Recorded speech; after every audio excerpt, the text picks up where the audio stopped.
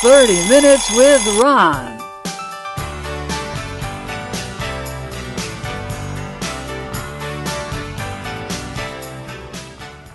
Hello, and welcome to another edition of 30 Minutes with Ron. I'm Ron Gagliardi, the host of the show, and tonight my guest is a gentleman by the name of John White.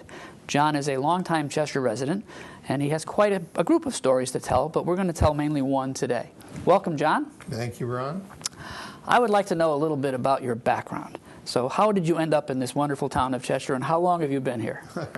I grew up in Maryland, and my father and mother moved to Cheshire in 1950, which means I was born in 1939 and am, as of this moment, age 75. So I've lived in Cheshire since 1950. That's a good 64 years, and went through the Cheshire school system. I went to Dartmouth on an NROTC scholarship, which meant after I graduated, I was commissioned and had to go into the Navy for 4 years. I was stationed on 2 destroyers on the East Coast, one in Newport, one in Norfolk, and then for the last of my 4 years, I was on a seaplane tender home ported in San Diego. But when I actually reported aboard, it had been deployed into the Western Pacific as part of a standard operation. So I had to fly to Japan to go aboard my last duty station, where I was nuclear weapons officer. How much training did it take to become a nuclear weapons officer? Sounds like a very responsible position. Well, indeed it is, and yes, there was a lot of training. I had 2 months of training at Key West, Florida, in anti-submarine warfare, and several weeks of nuclear weapons school in Dam Neck, Virginia. Dam Neck? That's the name of it, Dam Neck, wow. Yes. I'll bet the chamber was really happy about that name. And so you told me earlier when we were talking before the show that you actually had the rare opportunity of sitting on nuclear weapons. That's true. In Da Nang Harbor in Vietnam. And the way it came about is this. On August 4th, 1964, 2 of our destroyers were allegedly involved in an attack by North Vietnamese torpedo boats while steaming peacefully on the high seas. At least that is what they radioed to higher command, the Commander-in-Chief of the Pacific and the Pentagon. On that evening of August 4th, 1964,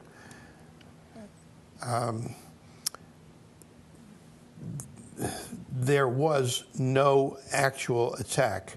It was either a staged event or a coincidence which was compounded by malfunctioning sonar.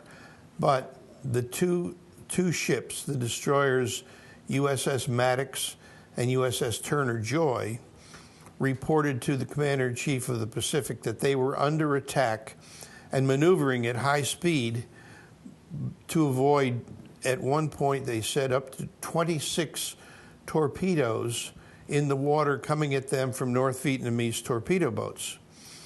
That sort of report went on for about an hour and a half, and then it was followed by a report which in effect said, oops, looks like my sonar was not functioning properly. Those are false images on the scope. All my previous reports are doubtful. Recommend no action until we further evaluate the situation. Okay. That all happened on the evening of August 4th, 1964. The very next day, President Johnson went to Congress and reported that our ships had been attacked while steaming peacefully on the high seas. He didn't say anything, nor did the Pentagon nor Secretary of Defense Robert McNamara say anything about the messages which said, looks like we made a mistake here. Instead, President Johnson asked Congress to sign the Gulf of Tonkin resolution, which his own staff had prepared several weeks earlier, giving him authority to take all due measures to protect our forces in Vietnam. Okay. And that event allegedly of our destroyers allegedly being attacked is what propelled Congress into signing the Gulf of Tonkin resolution and giving President Johnson authority to conduct full-scale war in Southeast Asia.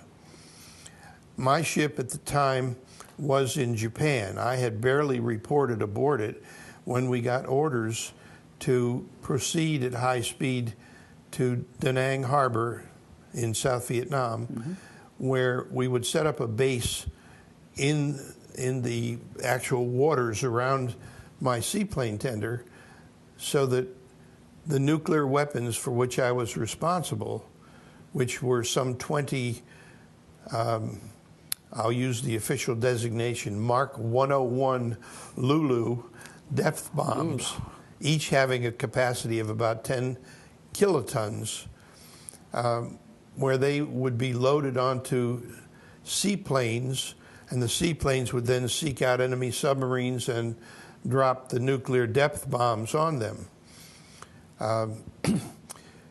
However, we never got the order to load nuclear weapons, for which everyone was grateful. I'll bet. Yeah. We were there in Da Nang Harbor for about 2 weeks, and after that, during that time, things settled down. We went into Da Nang at general quarters, prepared for war, but as it turned out, things were fairly peaceful.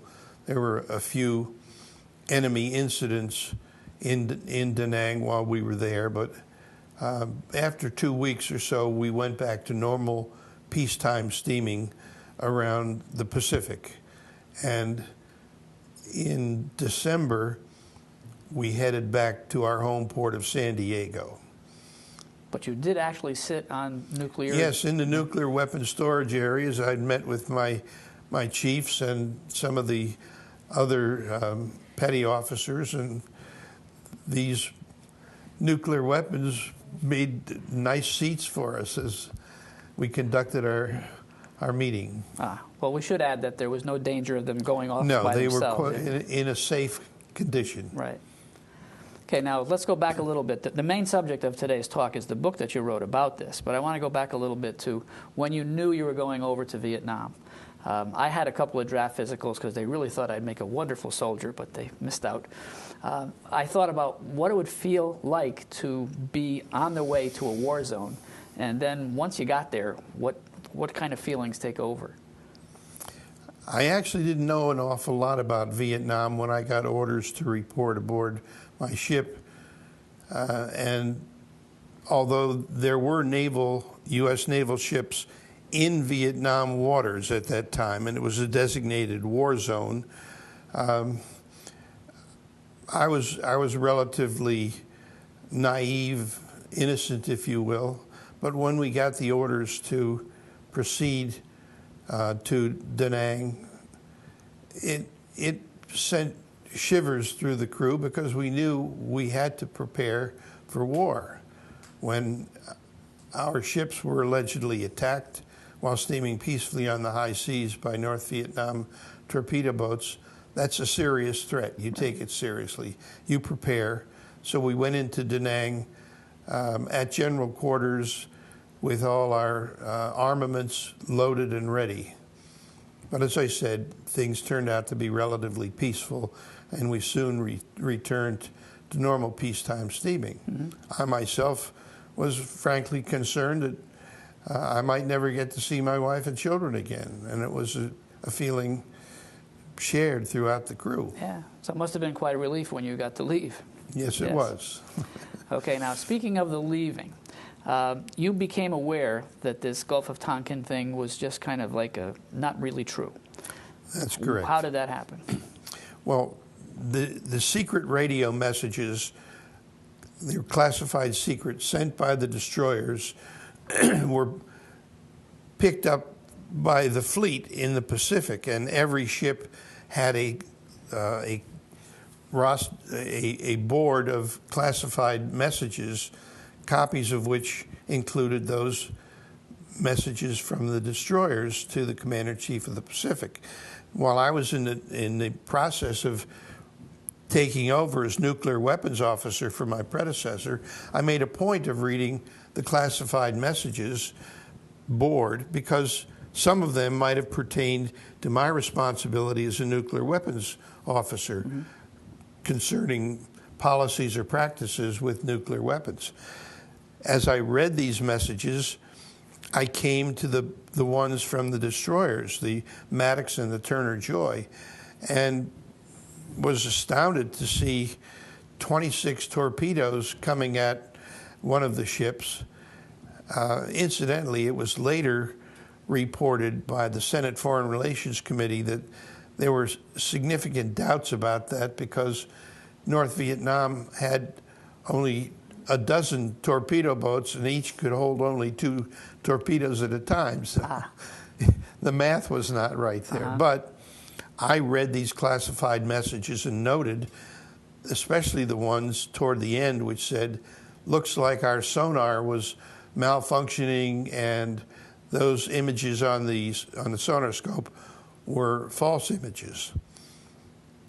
That was something which stuck in my mind, but it didn't have great importance to me at the time because we were involved in operations that were on a warlike footing. And when you go to war, there's not a lot of time for deep philosophical contemplation. Right. Later on, after we had returned to San Diego, we went north to Long Beach Naval Shipyard, just a little ways above San Diego. And while walking to the main gate one day to catch a bus to visit my parents who lived nearby, I fell in step with a chief sonar man. And so we started talking shop as we each walked toward the gate. As I recalled it, he was the chief sonar man on the Maddox. Now, I recalled that wrongly. He was actually the chief sonarman on the Turner Joy. But the main point which stuck in my mind was that he was in the sonar room of the Turner Joy during that incident, the August 4th Gulf of Tonkin events. And he told me he kept reporting to the bridge, those images on the sonar screen are not torpedoes. They are false images created by the rudders of the ships being swung over full at high speed, which creates a circular motion in the water, a little vortex or a whirlpool, but of such strength that it actually can give a image on a sonar screen of, excuse me, which was mistakenly interpreted as torpedoes. Now, the chief sonarman always knows the underwater situation better than anyone else on the ship. And so when he told me about that, I noted especially that his tone of voice seemed to convey a feeling of hurt pride, because he kept telling the bridge, those are not torpedoes, and the commanding officer on the bridge kept taking evasive action as if they were, and ignoring his message, his recommendation, or his evaluation. So that was a second source of information for me about this August 4th Gulf of Tonkin event, which was not as reported by President Johnson to Congress. It was a false information which he gave to Congress. Well, I got out of the Navy in June of '65, came back here to Cheshire, and settled down to being a teacher of English at Cheshire High School and a young father with only 2 little kids at the time. But as the war in Vietnam heated up quickly, it became clear that President Johnson, who had campaigned on a pledge of no war in Vietnam, and incidentally, I voted for him in that '64 election, believing him. President Johnson had had plans to escalate the war in Vietnam, which required a good deal of planning and logistics well before then. Uh-huh. On August 5th, even before he reported to Congress that our ships had been attacked, he ordered sorties of planes from one of the carriers already in the war zone there against North Vietnam. So before he reported to Congress, we had launched air attacks on North Vietnam, more than 60 of them in one morning. And I recall he said when he was addressing Congress that he had already ordered our planes to take retaliatory action. Well, that sort of retaliatory action takes a lot of planning ahead of time. It wasn't something you just do at the snap of a finger.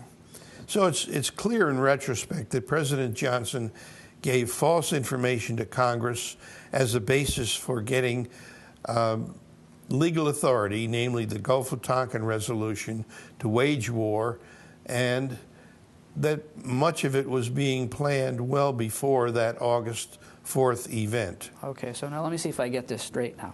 You're safely ensconced back in Cheshire.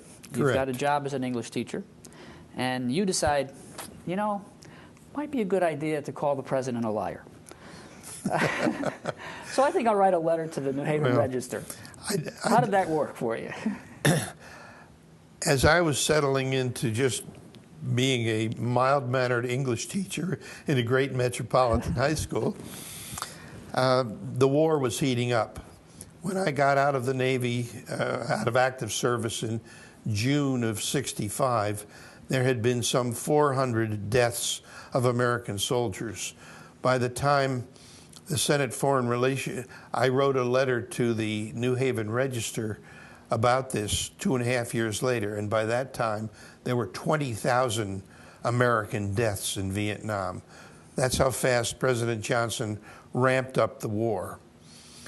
And some of those deaths, or many of the people in Vietnam were friends of mine. I didn't want to see them come back in body bags. And I knew that President Johnson had given false information to Congress to create that legal basis for waging war, namely the Gulf of Tonkin Resolution. So I was struggling within myself to decide whether to go public with what I knew, because I felt it was a matter of conscience. It could possibly help to end the war because it would show the false information behind the Gulf of Tonkin Resolution. But at the same time, I was a young teacher without tenure. Mm-hmm.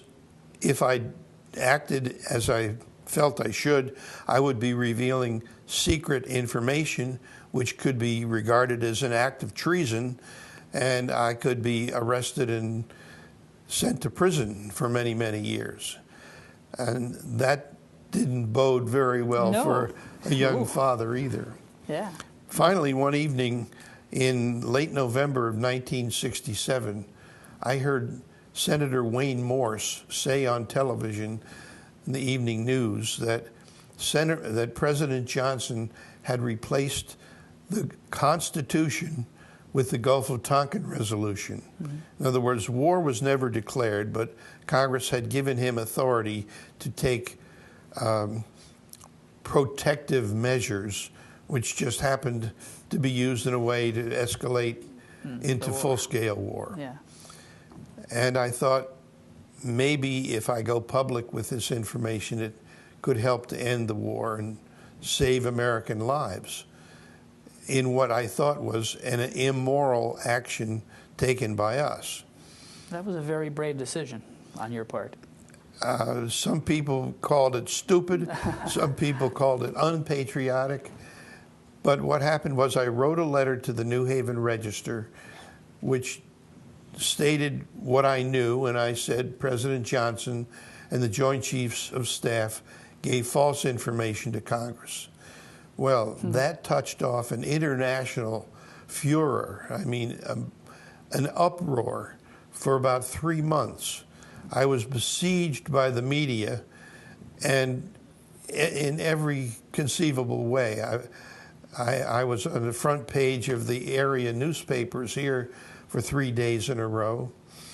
I was on CBS Evening News.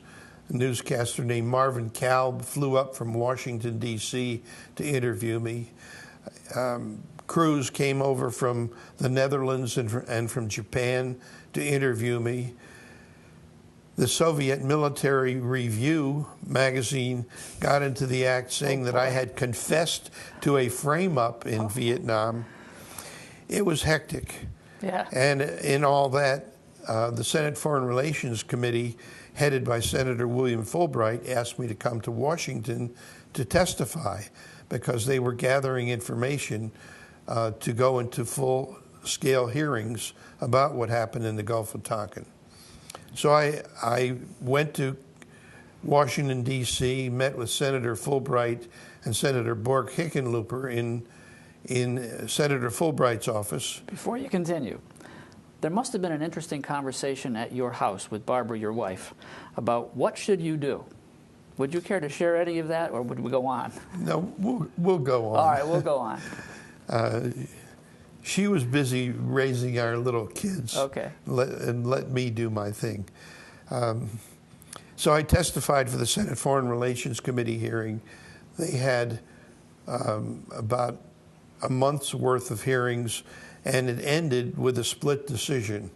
Senator Fulbright and half of the committee said, it looks like President Johnson acted without taking due evaluation of the situations, acted hastily.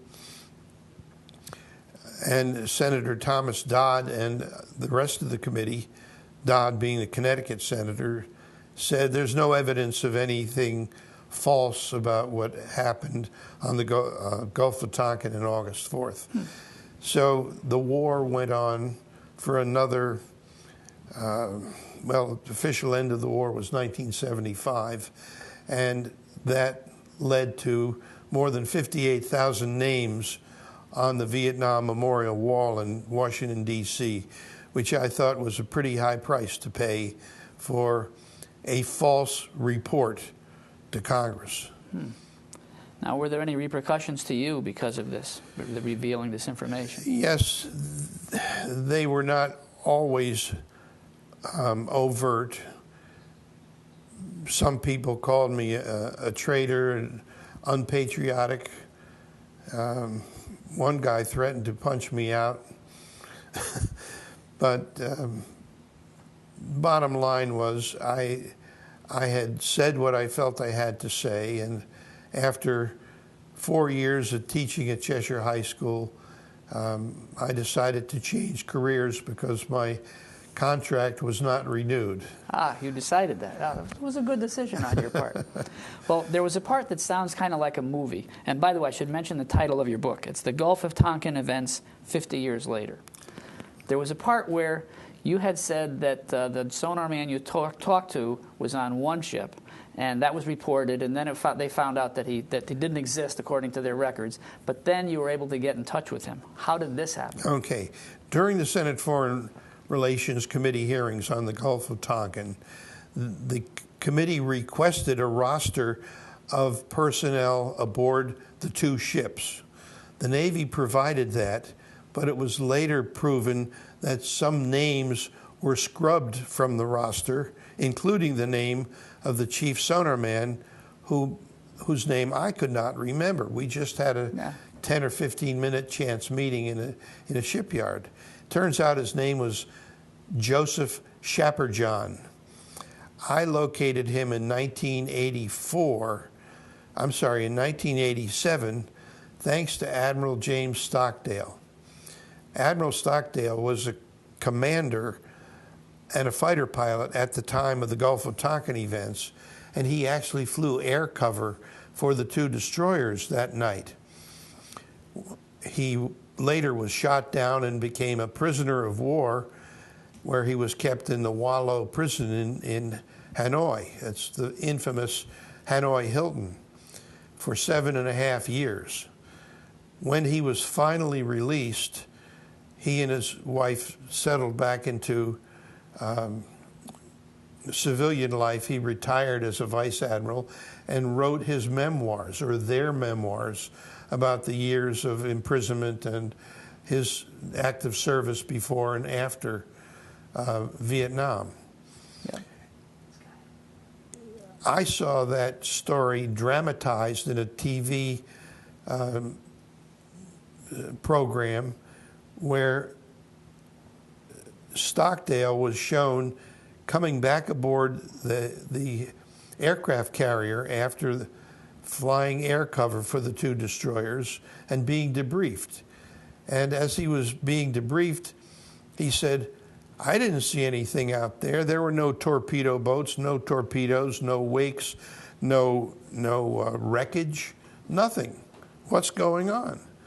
Well, when I saw that portrayed on television by the actor James Woods playing Admiral Stockdale, I was more than a little intrigued. I'll bet. So I wrote to Admiral Stockdale, who at that time was at the Hoover Institution for War, Peace, and Revolution and the campus of Stanford University in Palo Alto, California. And much to my surprise, he called me a few weeks later and said, "I think I know where your missing sonar man is." And he pointed to a book where there was a little footnote naming Chief Joseph Chaperjon of the USS Turner Joy, not the Maddox. So it was the wrong And boat. it turns out that I had simply misremembered which ship he was on. Yeah. But so I called him at home in Norfolk, Virginia, with his permission, tape recorded the whole thing, and I have transcribed our conversation. Right now, I have to tell you, we have about a minute left. Okay. So I want you to be able to tie it up to however you want to go. I was fortunate, thanks to a great American named James Stockdale, Vice Admiral James Stockdale, to locate my missing sonar man. And finally, in conversation, he confirmed everything that I had said, except that I'd gotten him on the wrong ship. The Navy used that as a way of covering him up from the Senate Foreign Relations Committee. Right. But at last I could feel cleared of the crime of accusing President Johnson of giving false information to Congress, and the public could have the truth. Well, I know you dedicated the book to him as well, you said. I dedicated the book. I call it a footnote to the history of the Vietnam War. I'm not a historian. It's a memoir of my personal involvement in the events and their aftermath. All right. Well, congratulations on what you tried to do, and thanks for being with us. And Thank I you, hope Ron. you tune in to 30 Minutes with Ron for our next episode, who knows when.